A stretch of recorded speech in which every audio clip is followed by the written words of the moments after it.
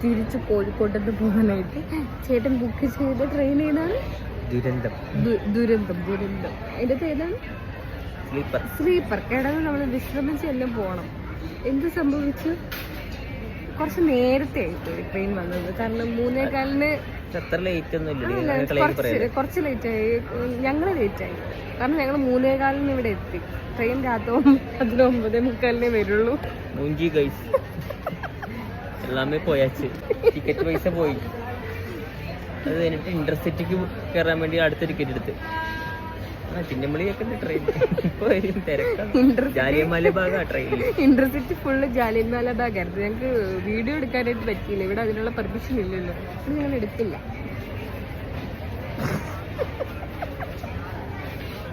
ഇനി അടുത്ത ട്രെയിനിന് വരുമായിരിക്കും. ഇതെന്തുട്ടാ ഞങ്ങൾ ഈ പറയുന്നതെന്നായിരിക്കും നിങ്ങൾ ചിന്തിക്കുന്നത് അല്ലേ. ഞങ്ങൾക്ക് എന്തായാലും കോഴിക്കോട് കുറച്ച് ആവശ്യങ്ങളുണ്ടായിരുന്നു. അപ്പം ഞങ്ങൾ അതിന് വേണ്ടി പോയതാണ്. ട്രെയിനിലാണ് കേട്ടോ അങ്ങോട്ട് പോയത്. അങ്ങോട്ട് ഞങ്ങൾ ബുക്കൊക്കെ ചെയ്ത് പോയി. പക്ഷേ ജനറൽ കമ്പാർട്ട്മെൻറ്റിലാണ് കേട്ടോ കയറിയത്. കാരണം ഞങ്ങൾ വെയിറ്റിംഗ് ലിസ്റ്റിലായിരുന്നു. കോഴിക്കോട് എത്തി ഞങ്ങളങ്ങനെ വലിയ ഒരു റെയിൽവേ സ്റ്റേഷനായിരുന്നു കേട്ടോ ഞാൻ ആദ്യമായിട്ട് കോഴിക്കോടൊക്കെ പോകുന്നത്. അങ്ങനെ എന്തായാലും ഞങ്ങൾ എൻജോയ് ചെയ്ത് ഇങ്ങനെ കുറച്ച് റൊമാൻറ്റിക് പക്ഷേ ഇങ്ങനെ പോവുകയാണ് ഞങ്ങൾ. എന്തായാലും കോഴിക്കോട് പോകാൻ ഞങ്ങൾക്ക് ഒരു പ്രശ്നം ഉണ്ടായിരുന്നില്ല. ഞങ്ങൾ വെളുപ്പിനെയാണ് കേട്ടോ ഇവിടെ നിന്ന് പോയത്. ആ ക്ഷീണമൊക്കെ മുഖത്തുണ്ടായിരുന്നു.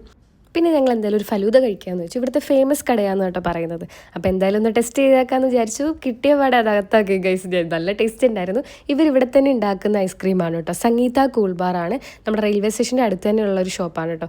ഇനി നിങ്ങൾ വരുമ്പോൾ ഈ കട മിസ് ചെയ്യരുത് കേട്ടോ. ഇവിടുന്ന് ഐസ്ക്രീംസ് ഒക്കെ സൂപ്പർ ടേസ്റ്റ് ആണെന്നാണ് പറയുന്നത്. ഞങ്ങൾ എന്തായാലും കഴിച്ചു, ഞങ്ങൾക്ക് ഇഷ്ടപ്പെട്ടു. അപ്പോൾ നിങ്ങളും ട്രൈ ചെയ്ത് നോക്കുക.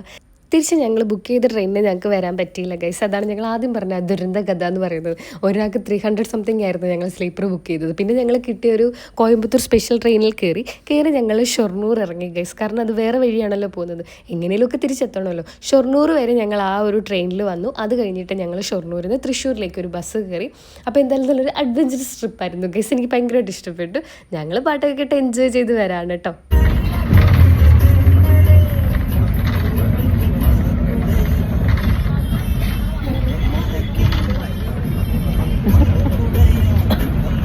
അല്ല, നമ്മളിത് എങ്ങോട്ടാന്നല്ലേ? ഇത് ഞങ്ങൾ ലോ ഫ്ലോറിൽ കയറിയതാണ് കേട്ടോ ഗൈസ്. പൈസ കൊടുത്ത് കടിക്കുന്ന പട്ടി മേടിച്ചെന്ന് പറയാമല്ലോ. എനിക്ക് തണുപ്പൊട്ടും പറ്റില്ല ഗൈസ്. അപ്പം തന്നെ ഞാൻ തലത്തുണിയിട്ടൊക്കെ സെറ്റായി. ഞങ്ങൾ എന്തായാലും ലോ ഫ്ലോറിലുള്ളൊരു യാത്രയായിരുന്നു.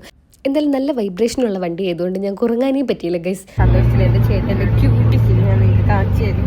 ചേട്ടാ